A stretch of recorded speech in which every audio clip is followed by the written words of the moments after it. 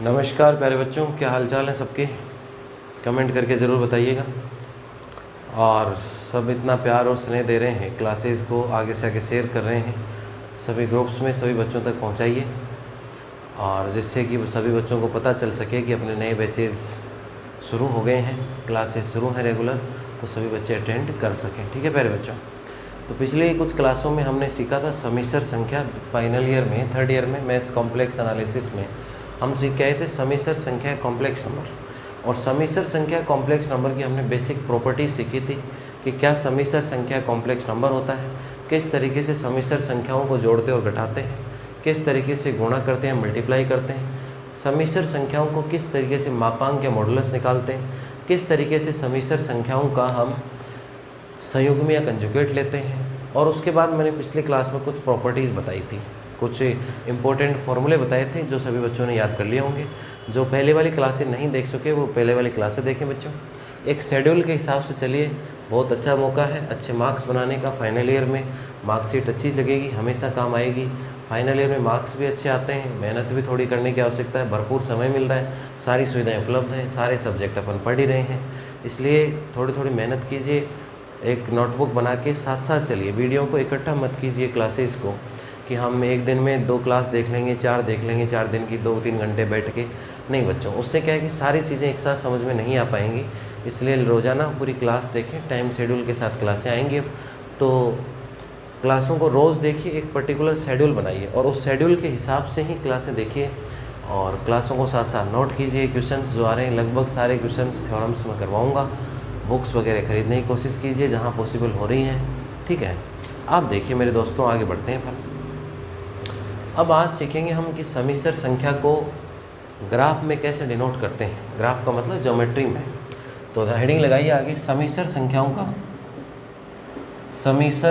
का ज्यामितीय निरूपण। समिश्र संख्याओं का ज्यामितीय निरूपण। समिश्र संख्याओं का ज्यामितीय निरूपण। Geometrical representation of complex numbers. Geometrical representation of complex numbers. Geometrical representation of complex numbers.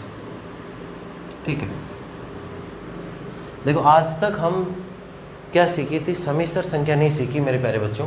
आज तक हम जो भी संख्या सीख के आए वो कौन सी संख्या थी, वास्तविक संख्या, रियल नंबर।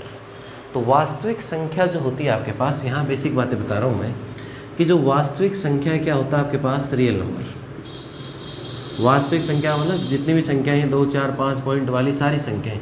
वास्तविक संख्या क्या है आपके पास, रियल नंबर। तो जितने भी वास्तविक संख्याएं हैं उनको हम अगर ग्राफ में बनाना चाहें तो कैसे बनाते हैं, एक रेखा खींचते हैं, उस रेखा पे एक जीरो लगाते हैं। अब उससे किधर है, इस रेखा का नाम होता है वास्तविक रेखा। इस लाइन को क्या कहते हैं मेरे दोस्तों, वास्तविक रेखा है, क्या कहते हैं, रियल लाइन। इस रेखा या लाइन को हम क्या कहते हैं, वास्तविक रेखा है, क्या कहते हैं, रियल लाइन। ठीक है, तो जितनी भी वास्तविक संख्याएं रियल नंबर्स हैं उनको हम किसके ऊपर डिनोट करते हैं, किस पे लिखते हैं या किस पे अंकित करते हैं, हम करते हैं वास्तविक रेखाएं। जैसे कोई कहेगा कि वास्तविक संख्या 2 है, तो ये 1 आ गया और यहाँ 2 आ जाएगा, तो ये हो गया आपके पास 2 का पॉइंट हो गया। तो हम वास्तविक संख्याओं को या रियल नंबर्स को वास्तविक रेखा या रियल लाइन पे डिनोट करते हैं। ऐसा ही करते हैं हम। अब यहाँ जो होगा अपने पास कौन सी संख्या है, समिश्र संख्या है। कौन सा नंबर है, कॉम्प्लेक्स नंबर। तो हम सीखने वाले हैं कि कॉम्प्लेक्स नंबर को ग्राफ में डिनोट कैसे करें, ज्योमेट्री इसकी क्या होगी। तो देखिए इसके लिए बेसिक बातें करते हैं अपन। अब देखिए, जब भी हम वास्तविक संख्या रियल नंबर की बात करते हैं, किसकी बात करते हैं मेरे दोस्तों, वास्तविक संख्या रियल नंबर की बात करते हैं। तो जैसे हमारे पास कोई समिश्र संख्या है, कॉम्प्लेक्स नंबर लेके चलो मैं, कि समिश्र संख्या या कॉम्प्लेक्स नंबर, जैसे मान लो मैंने ले लिया z इक्वल टू कितना ले लिया, x प्लस आयोटा वाई। ध्यान से समझना इस चीज़ को, बहुत इंपॉर्टेंट है। आगे थ्योरम्स में, एक एक्सरसाइज के क्वेश्चंस करने में ये कंसेप्ट बहुत काम आएगा। ठीक है, तो एक समिश्र संख्या z इक्वल टू ले लिया x प्लस आयोटा वाई। तो देखिए हम अभी बताया मैंने पीछे कि वास्तविक संख्या रियल नंबर को डिनोट करने के लिए हम क्या करते हैं, एक रेखा खींचते हैं, एक लाइन खींचते हैं। उस रेखा को क्या कहते हैं, वास्तविक रेखा है, रियल लाइन कहते हैं। और रियल लाइन पे किसी बिंदु या पॉइंट के द्वारा हम उस संख्या को बता देते हैं कि यहाँ 0 है, यहाँ 1 है, यहाँ 2 है, यही करते हैं अपन। अब हम बात कर रहे हैं किसकी, समिश्र संख्या कॉम्प्लेक्स नंबर की। तो समिश्र संख्या कॉम्प्लेक्स नंबर को डिनोट करने के लिए किसकी ज़रूरत पड़ती है, हमें समतल या प्लेन की ज़रूरत पड़ती है। किसकी ज़रूरत पड़ेगी मेरे प्यारे बच्चों, समिश्र संख्या को दिखाने के लिए किसकी ज़रूरत पड़ेगी, हमें समतल या प्लेन की आवश्यकता होगी। ठीक है, समतल या प्लेन की आवश्यकता होगी। अब समतल या प्लेन में हम जानते हैं, समतल या प्लेन मतलब किस में आ गया, 2D में आ गया। उसमें दो चीज़ें होती हैं, जैसे नॉर्मल हम समतल या प्लेन में यही बनाते आए हैं आज तक कि ये तो हो गया मेरे पास x एक्सिस और ये क्या हो गया मेरे पास y एक्सिस। एक बार समझिएगा, नोट बाद में कीजिएगा कि समिश्र संख्या complex number z equal to x plus iota y, इसमें दो चीज़ें, एक ये वाली संख्या है और एक ये वाली संख्या। जैसे 2 + 3 आयोटा है तो एक 2 भी है और एक उसमें क्या है मेरे प्यारे बच्चों, 3 भी है। तो हम बात किसकी कर रहे हैं, समतल या प्लेन की बात कर रहे हैं। तो समतल या प्लेन की अगर हम बात करें तो समतल या प्लेन के अंदर दो चीज़ें होती हैं, एक्स एक्सिस और क्या होता है, वाई एक्सिस, और इसको क्या कहते हैं, मूल बिंदु या ओरिजिन कहते हैं। अब यहाँ पर क्या होगा अपने पास कि समिश्र संख्या को डिनोट करने के लिए ज़रूरत किसकी होगी, समतल की। एक एक चीज़ को समझने की कोशिश कीजिए, जल्दबाजी मत कीजिए, पूरी बातें पूरा वीडियो ध्यान से सुनते रहिएगा प्यारे बच्चों, ठीक है, और देखते रहिए। अब यहाँ क्या होता है कि दो पार्ट होते हैं समिश्र संख्या के साथ, एक ये पार्ट होता है वास्तविक और ये कौन सा होता है, काल्पनिक। एक रियल पार्ट ऑफ z होता है और एक क्या होता है, इमेजिनरी पार्ट ऑफ z। ठीक है, तो ये तो हो गया आपके पास रियल पार्ट ऑफ z और इसको हम कहते हैं इमेजिनरी पार्ट ऑफ z। अब देखिए ये जो रियल पार्ट है, रियल पार्ट की एक संगतता होती है। रियल पार्ट को डिनोट किया जाता है कौन से एक्सिस पे, x एक्सिस पे। ये कौन सा भाग होता है समिश्र संख्या का, ये तो कौन सा पार्ट है, वास्तविक भाग, ये रियल पार्ट है। और y कौन सा भाग है मेरे प्यारे बच्चों, काल्पनिक भाग है, इमेजिनरी पार्ट आपके पास, यही तो है हमारे पास इमेजिनरी पार्ट। अब देखो ये वास्तविक भाग में जो भी संख्या आती है, यहाँ भी संख्या है और यहाँ भी एक संख्या आएगी। वास्तविक भाग वाली संख्याओं की एक्स एक्सिस के साथ क्या होती है, एक एक की संगतता, मतलब एक्स एक्सिस के अनुसार चलेगा। वाई वाली जो संख्या होती है वो वाई एक्सिस के साथ, ये कौन सा एक्सिस है, वाई एक्सिस, इसलिए वाई के साथ क्या होती है, एक एक की संगतता है, 1-1 करस्पॉन्डेंस होती है। और एक एक ही संगतता है, 1-1 करस्पॉन्डेंस होगी एक्स वास्तविक संख्याओं या वास्तविक भाग की एक्स एक्सिस के साथ, और काल्पनिक भाग की किसके होगी, काल्पनिक या वाई एक्सिस के साथ होगी। इसलिए जब कॉम्प्लेक्स पढ़ते हैं तो एक्स एक्सिस और वाई एक्सिस के नाम बदल जाते हैं। एक्स एक्सिस न कह के इसको तो कहने लग जाते हैं, क्योंकि इस पर तो कौन सा भाग आता है, वास्तविक भाग, तो इसका एक्स एक्सिस नाम न होकर इसका नाम बदल जाता है और इसको कहते हैं वास्तविक एक्स। क्या कहते हैं प्यारे बच्चों, वास्तविक एक्स, या इसको कहते हैं रियल एक्सिस। क्या कहते हैं इसको, रियल एक्सिस। इसी तरीके से जो एक y वाली वैल्यू ये y एक्सिस पे आती है, तो इसलिए इसको y एक्सिस न कह के कॉम्प्लेक्स में इसका नाम हो जाता है काल्पनिक x। क्या कहते हैं इसको, काल्पनिक x। ये ध्यान रखने की बात है, काल्पनिक x, इसको कहते हैं इमेजिनरी एक्सिस। काल्पनिक x, इसको हम क्या कहते हैं, इमेजिनरी एक्सिस कहते हैं। इसको क्या कहते हैं, काल्पनिक x, या क्या कहते हैं, इमेजिनरी एक्सिस कहते हैं। एक हो गया आपके पास रियल एक्सिस और दूसरा क्या हो गया आपके पास, इमेजिनरी एक्सिस।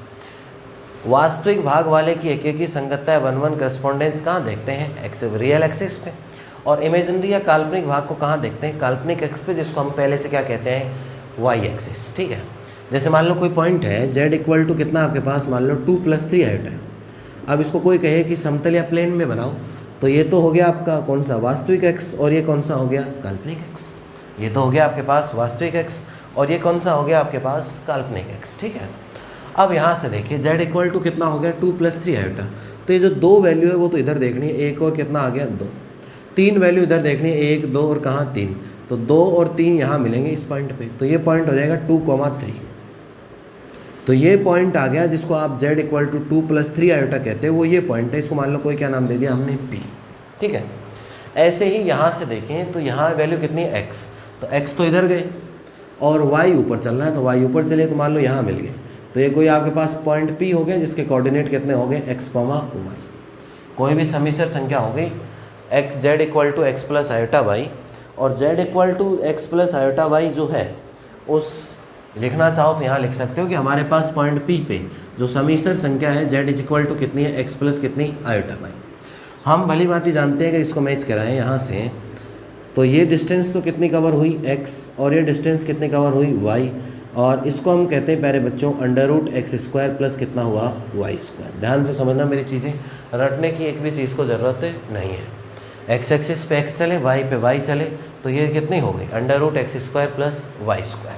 अब देखिए यहाँ से क्या क्या रिजल्ट हमें और मिल सकते हैं। इसको वास्तविक एक्स कहते हैं या इसको कह सकते हैं रियल ऑफ जेड, और इधर वाला जो पार्ट होता है वो होता है इमेजिनरी ऑफ क्या कह सकते हैं इसको जेड। ठीक है, अब देखिए पिछली क्लासों में मैं एक चीज़ बता के आया हूँ, इसीलिए तो पिछली क्लास इंपॉर्टेंट है। मैंने बताया था जेड इक्वल टू मेरे प्यारे बच्चों एक्स प्लस कितना होता है iota y. Z equal to कोई भी समिश्र संख्या complex number, z equal to कितना होता है एक्स प्लस कितना होगा आयोटा वाई होगा। अगर इसका मापांक या मॉडुलस लें, इसका मापांक या क्या लें मॉडुलस लें, इसका हम लेते हैं मापांक या मॉडुलस। अगर इसका मापांक या मॉडुलस लें तो होता है मॉड ऑफ जेड, और मॉड ऑफ जेड किसके बराबर होता है under root x square plus कितना होता है आपके पास वाई स्क्वायर। मैंने पहले बताया था ए प्लस आयोटा भी लेके चलेंगे तो ए स्क्वायर प्लस कितना होगा बी स्क्वायर। अब देखिए ये जो लिखा है यही लिखा हुआ है क्या, यहाँ यही लिखा हुआ है। इसका मतलब ये किसके बराबर हो गया आपके पास, ये किसके बराबर हो गया आपके पास मॉड ऑफ जेड के। ये किसके बराबर हो गया आपके पास मॉड ऑफ जेड के। और जो यहाँ पे जो एंगल बनता है, जो आपके पास जो एंगल बनता है, इस एंगल को जैसे मान लो एंगल यहाँ मान लो कितना बना थीटा, तो इस थीटा का नाम होता है कोणांक। इसको क्या कहते हैं कोणांक कहते हैं। इस एंगल को क्या कहते हैं मेरे प्यारे बच्चों कोणांक। कोणांक किसका है जेड का। अरे समिश्र संख्या कौन सी लेके चले थे जेड, या इसको लिखते हैं कोणांक का मतलब होता है आर्ग्यूमेंट। क्या कहते हैं इसको कोणांक या क्या कहते हैं आर्ग्यूमेंट है किसका। तो इसको थीटा बराबर या थीटा कह दो, या इसको ऐसे कहते हैं ए आर जी का मतलब आर्ग्यूमेंट या कोणांक, और किसका है जेड का। तो इसको लिखते हैं आर्ग्यूमेंट ऑफ जेड। क्या लिखा जाता है इसको आर्ग्यूमेंट ऑफ जेड, या इसे क्या कहते हैं जेड का कोणांक। ये आपके पास रियल एक्सिस है, ये कौन सा एक्सिस है इमेजिनरी एक्सिस, और इसको रियल पार्ट ऑफ जेड वाले वैल्यू इधर आएंगे, इधर कौन सी वैल्यू आती है इमेजिनरी पार्ट ऑफ जेड। ये डिस्टेंस एक्स होती है, कौन सी होती है वाई। जिसको मिलाते हैं तो हम जानते हैं under root x square plus कितना होगा y square. Under root x square plus y square का कंसेप्ट क्या है, z equal to x plus iota y. अगर इसका मापांक या मॉडुलस लेते हैं, क्या लेते हैं मापांक या मॉडुलस लेते हैं इसका, तो इसका मापांक या मॉडुलस जब हम लेंगे तो mod of z is equal to कितना होगा under root x square plus कितना होगा मेरे प्यारे बच्चों वाई स्क्वायर होगा। और इस वैल्यू को हमने काम में यहाँ ले लिया कि किसके बराबर हो गया मॉड ऑफ जेड के बराबर हो गया। एंगल जो बना थीटा इसको कहते हैं कोणांक। ये जो जिस समतल में आपने ये काम किया, जिस प्लेन में, मैंने कहा कि समिश्र संख्या को हमेशा किस में डिनोट किया जाता है समतल या प्लेन में डिनोट किया जाता है। तो ये जो समतल रहता है इस समतल को क्या कहते हैं समिश्र तल कहते हैं। इसको क्या कहते हैं प्यारे बच्चों समिश्र तल कहते हैं, या इसको क्या कहते हैं कॉम्प्लेक्स प्लेन। इसको क्या कहते हैं आर्गेंट प्लेन भी कहते हैं इसको। ये जो समतल हो गया इसको हम क्या कहते हैं अब समिश्र तल। ये जिस प्लेन में या जिस समतल में हमने काम किया इसको हम कहते हैं समिश्र तल, या इसको हम क्या कहते हैं कॉम्प्लेक्स प्लेन, या इसको दूसरा नाम है आर्गेंट प्लेन भी कहते हैं इसको। आर्गेंट समतल या आर्गेंट प्लेन क्या कहते हैं इसको आर्गेंट समतल या आर्गेंट प्लेन। आर्गेंट समतल भी कहते हैं, गाउसीय समतल भी कहते हैं इसको, या गाउसीय प्लेन भी, कई सारे नाम हैं। तो ये तो कौन सा हो गया इस जिस समतल में आपने काम किया उस समतल या प्लेन को हम क्या कहते हैं समिश्र तल, और या इसको कह सकते हैं आर्गेंट प्लेन। और ये सारी चीज़ें हो गई कि जिसको हम पहले एक्स एक्सिस कहते थे उसका नाम क्या हो गया वास्तविक एक्स या रियल एक्सिस। जिसको हम वाई एक्सिस कहते थे उसका नाम क्या हो गया काल्पनिक एक्स या इमेजिनरी एक्सिस। वास्तविक भाग की वैल्यू वास्तविक एक्स पे देखते हैं, काल्पनिक भाग की वैल्यू काल्पनिक एक्स पे देखते हैं, या इमेजिनरी एक्सिस पे देखते हैं। और ये सारी चीज़ें बन गई आपके पास। तो एक समिश्र संख्या लिखिए उसमें ये वास्तविक भाग ये काल्पनिक भाग, फिर ये बना लीजिए इसको वास्तविक एक्स बता दो, काल्पनिक एक्स ये रियल पार्ट ऑफ जेड है, ये imaginary part of x y, ये कोणांक कहलाता। जो लिखा हुआ उसी हिसाब से लिख लो, जिससे कि जब भी देखें तो हमें इन सब नामों का क्या रहे मालूम। थ्योरी लिखने का कोई फ़ायदा नहीं है कि मैं लिखाऊँ इस समतल को समिश्र समतल कहते हैं, उन थ्योरी लिखने का कोई बेनिफिट नहीं है। ठीक है, तो ये सारी चीज़ें नोट कर लीजिए एक बार, फिर आगे बढ़ते हैं अपन। ये वो चीज़ें हैं जो आगे हर एक थ्योरम्स में काम आने वाली चीज़ें हैं मेरे प्यारे बच्चों। ठीक है, अब यहाँ से देखिए आगे बढ़ेंगे अपन।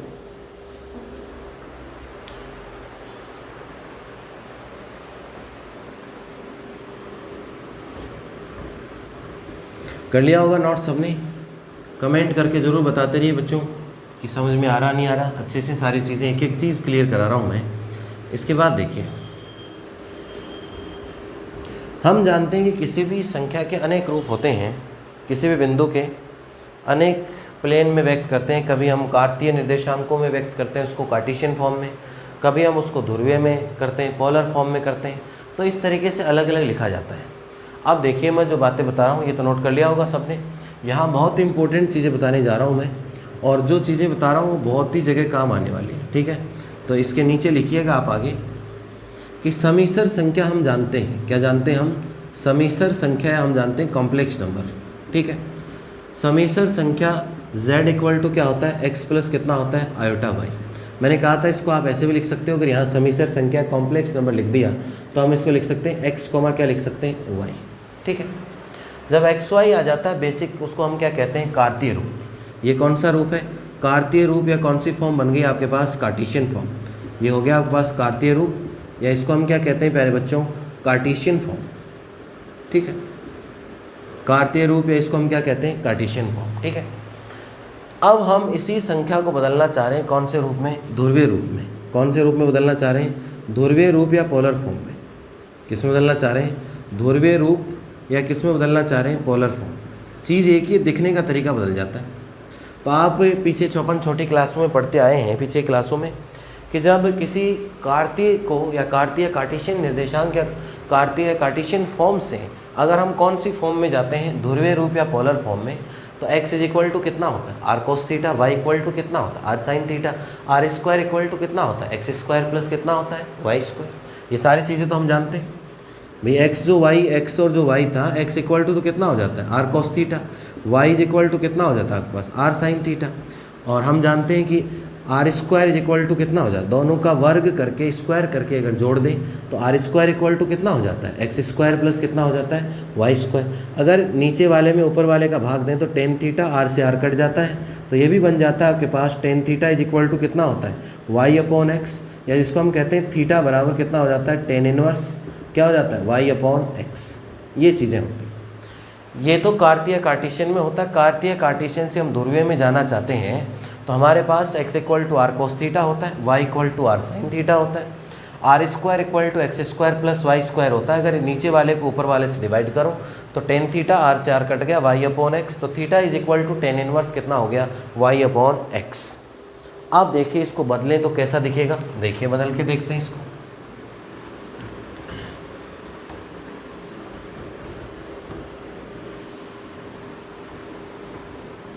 अब यहाँ से देखिए बच्चों, इसी चीज़ को हम बदलें तो इस समीसर संख्या कॉम्प्लेक्स नंबर, अब क्या दिखेगा आपको, देखो समीसर संख्या क्या, किसकी बात कर रहा हूँ मैं, कॉम्प्लेक्स नंबर की। तो z is equal to x तो किस में कन्वर्ट हो गया, आर कोस थीटा में, y किस में हो गया, आर साइन थीटा में। वैल्यू पुट कर दीजिए, ये हो गया r cos theta plus iota, और ये कितना हो गया आपके पास, आर साइन थीटा। यहाँ से देखिए जब एक्स वाई में दिखता है तो कौन सा रूप होता है, कार्तीय रूप। अब देखिए एक्स वाई में है क्या, नहीं है। अब किस में आ गया, आर और थीटा में आ गया। जब आर और थीटा में आ जाता है तो कौन सी फॉर्म बन जाती है, ध्रुवीय रूप या पोलर फॉर्म बन जाता है। इसी चीज़ को मैं ऐसे लिख सकता हूँ, z इक्वल टू, अगर आर कॉमन ले लूँ तो ये हो गया कॉस थीटा प्लस कितना हो गया, आयोटा साइन थीटा। ये क्या हो गया आपके पास, z equal to r cos theta plus कितना हो गया, आयोटा साइन थीटा। तो ये कौन सा रूप कहलाता है, ये कौन सा रूप बन गया, ये तो था समीसर संख्या, वही संख्या है, ये भी वही बात है और ये भी वही बात है, बस दिखने का फ़र्क है। ये एक्स वाई था तो कार्तीय रूप है, और ये कौन सा रूप बन गया आपके पास, ध्रुवीय रूप। मालूम होना चाहिए, कई जगह हम ध्रुवीय रूप काम में लेंगे, कई जगह कार्तीय रूप काम में लेंगे। ये कौन सी फॉर्म बन गई आपके पास, पोलर फॉर्म। कौन सी फॉर्म बन गई, पोलर फॉर्म। कन्वर्जन कैसे करते हैं, बदलते कैसे, वो सारी चीज़ें मैंने आपको डिस्कस करी यहाँ से। इसके बाद देखिए एक फॉर्मूला होता है अपने पास, एक फॉर्मूला होता है, और फॉर्मूला याद कर लो, हमेशा बहुत जगह काम आएगा। ई की पावर आयोटा थीटा, वो होता है कॉस थीटा प्लस कितना होता है, आयोटा साइन थीटा। और भी बहुत सारी चीज़ें, लेकिन अभी इतना ही बता रहा हूँ बेसिक। ई की पावर आयोटा थीटा एक बेसिक फॉर्मूला भी होता है इसका। तो ई की power iota theta equal to cos theta plus क्या होता है, आयोटा साइन थीटा। तो ये दिख रहा है आपको, इस वाले को मैं अब ऐसे लिख सकता हूँ, z इज इक्वल टू कितना हो गया, आर, और ये कितना हो गया, ई की power iota theta. z equal to कितना हो गया, आर, ई की पावर आयोटा थीटा। ये जो है, अब देखो जब एक्स वाई में दिख रहा था तो कौन सा नाम कहते थे, कार्तीय। जब आर और थीटा में दिख रहा तो कौन सा है, ध्रुवीय। जब ई की पावर में दिखने लग गया, किस में दिखने लग गया, ई की पावर में, तो इसको कहते हैं चर घातांकी रूप। क्या कहते हैं इसको, चर घातांकी रूप, या इसको हम कहते हैं एक्सपोनेंशियल फॉर्म।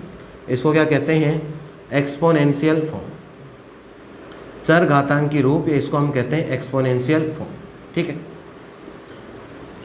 तो समीसर संख्या जो यहाँ लिखी हुई है वही समीसर संख्या ये है, वही संख्या ये है और वही संख्या ये है। दिखने का फ़र्क है और लिखने का फ़र्क है। किसका फ़र्क है, दिखने का और लिखने का। इससे ही हमने ये बनाया है, इसी से ये बनाया है, इसको वापस करके ये बना सकते हैं, ये बना सकते हैं। तो संख्या तो वही है मेरे प्यारे दोस्तों, लेकिन संख्या को लिखने के तरीके बदल गए, अनेक रूप आ गए आपके पास। तो जैसी सवाल में रिक्वायरमेंट है, जैसी थ्योरम में हमें आवश्यकता होगी, उस थ्योरम के हिसाब से कि थ्योरम में या क्वेश्चन में कार्तीय रूप x प्लस आयोटा वाई से काम करना है, या उस थ्योरम में या उस क्वेश्चन में r cos theta plus iota sine theta से काम करना है। वहाँ दिख जाएगी कैसी स्थिति है, क्या दे रखा उसमें, क्या प्रूफ करना है, तो वहाँ स्थिति क्लियर हो जाएगी। लेकिन मालूम तो होना चाहिए कि z की जगह मैं ये लिख सकता हूँ, या z की जगह मैं ये लिख सकता हूँ, या क्या लिख सकते हैं, ठीक है। अब यहाँ से देखिए, ये है e की पावर आयोटा थीटा, तो ये कितना हो गया, cos थीटा प्लस कितना हो गया, आयोटा साइन थीटा हो गया। तो इस फॉर्मूले को जब हम काम में लेते हैं तो ये बन जाता है आपके पास e की पावर आयोटा थीटा। जब z को e की पावर में लिख दिया तो इसको कहते हैं चर घातांकी रूप, या क्या कहते हैं, एक्सपोनेंशियल फॉर्म। तो ये तीनों चीज़ें याद होनी चाहिए। ये कार्तीय रूप है, बदलने का तरीका ये याद होगा, पहले से हम करते आ रहे हैं हर क्लास में। ये कौन सा रूप हो गया, ध्रुवीय रूप, या ये कौन सी फॉर्म बन गई आपके पास, पोलर फॉर्म बन गई, ठीक है। ये बन गई आपके पास पोलर फॉर्म। तो ध्रुवीय रूप आ गया, चरघातांकी रूप आ गया, और कौन सा रूप आ गया, कार्तीय रूप, या इसको हम क्या कहते हैं, कार्टेशियन फॉर्म, ठीक है। तो ये सारी चीज़ें याद होनी चाहिए। कौन सा, इससे पहले मैं बता चुका कि कौन सा x वास्तविक x होता है, कौन सा x काल्पनिक x होता है, कैसे संख्या को ग्राफ में दिखाते हैं, इसको क्या कहते हैं, समीसर तल या कॉम्प्लेक्स प्लेन। अब यहाँ से देखिए, अगर ये देखो एक चीज़ और बता देता हूँ, r square equal to x square plus y square है, तो इसको हम ऐसे लिख सकते हैं, r equal to under root x square plus y square. यही बना आपके पास। अभी जो पीछे हम जो डायग्राम बना के आए थे, पीछे जो हम डायग्राम यही तो बनाया था कि ये x होता है आपके पास, ये क्या होता है y, ये होता है under root x square plus y square, जिसको हमने क्या कहा था, मॉड ऑफ z। अब ध्यान से देखिए, ये क्या चीज़ है, ये r के, तो यही क्या है आपका r, इसे क्या कहते हैं r, और ये एंगल क्या होता है आपके पास, थीटा, जिसको आर्ग्यूमेंट ऑफ क्या कहते हैं हम, z। तो ये जो है r भी यही है, under root x square plus y square भी इसे ही कहेंगे, और मॉड ऑफ z भी इसे ही कहेंगे, ठीक है। तो ये सारी चीज़ें हैं, ये सारी चीज़ें बेसिक चीज़ें हैं, बहुत अच्छे से पढ़िएगा बेटा। 3 क्लासें शुरू की जो क्लासें चल रही हैं, पहली, दूसरी, तीसरी, डायरेक्ट कुछ समझ में नहीं आएगा, बहुत सारी चीज़ें बता चुका हूँ। अब कंसेप्ट थोड़ा हाई चलेगा इससे आगे। तो जब तक ये जो मैंने बातें बताई हैं पिछले क्लासों में, चाहे घंटे 2 घंटे बैठ के आराम से सब क्लासों को एक बार देख लो, और सब बच्चों के साथ शेयर कीजिए, जिससे सब बच्चे पढ़ सकें। और एक बार देखने के बाद ही जो अगला कंसेप्ट मैं लेके आऊँगा अगली क्लास, वो बहुत अच्छे से समझ में आएगी, नहीं बहुत दिक्कतें आएगी बच्चों। तो क्लासें रेगुलर हैं अपनी, सारे सब्जेक्ट्स की, मैथ्स की, फिज़िक्स की, तो पढ़ते रहिए। और बाकी मिलते हैं। आप इतना प्यार दे रहे हो, कमेंट करके मुझे अवश्य बताया करो कि सर क्लास में बहुत मज़ा आया, हमने बहुत इंटरेस्टिंग क्लासें होने वाली हैं आगे। जैसे जैसे आपका उधर से जोश, उत्साह, जुनून आएगा, इधर से मैं उससे डबल एनर्जी के साथ पढ़ाऊँगा, ठीक है प्यारे बच्चों। तो इसलिए हमेशा इतना प्यार दिया वीडियोज़ के लिए आपने, इसके लिए बहुत बहुत धन्यवाद। मिलते हैं प्यारे बच्चों फिर से अगली क्लास में।